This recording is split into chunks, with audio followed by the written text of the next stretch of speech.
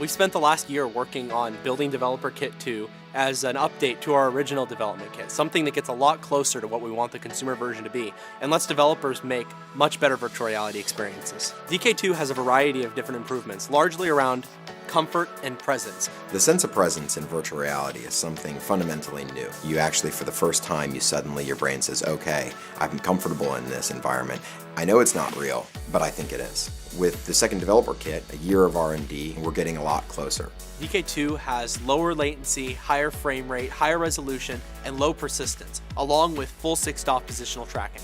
All of these combined allow for much better gameplay experiences and a much more comfortable user experience. With DK2, we now have sub-millimeter accurate position tracking, which means that the views can respond the way it actually should in all cases. That allows you really to lean forward, lean backward in space, lean around corners. It just opens up so many gameplay opportunities and changes fundamentally the way you can develop content. Another huge improvement that we made is using a low persistence display. Our low persistence display shows an image only for a brief amount of time.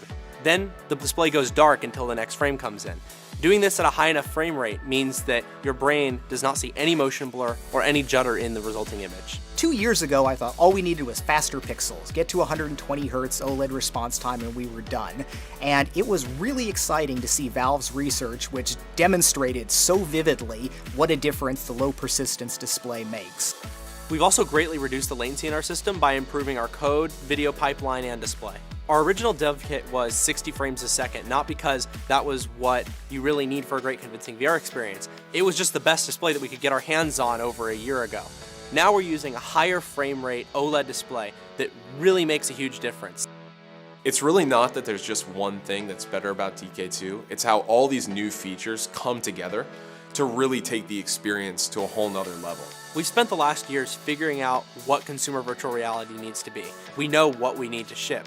Everyone at Oculus is passionate about building the best virtual reality technology in the world. One of the big goals at Oculus is to bring together the smartest people in the world. We're working on hardware, software, we have creative, we have infrastructure. The only way we're going to deliver virtual reality, the holy grail, this incredible pursuit of presence, is by recruiting the very, very best in the industry. I think that's one of the main things that held virtual reality back for years. The right group of people never came together to work on the right problems.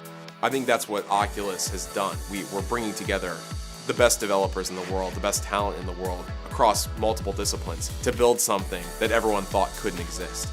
The virtual reality community is stronger than it's ever been before, and we would not be where we are without them. There are hundreds of virtual reality experiences being created, more content in the last year made for VR than in the last 20 years combined. It's going to be the small teams that go out and do something that's so fundamentally cool that it winds up defining the language for the platform. We can't wait to see the experiences that come out of all of these new features.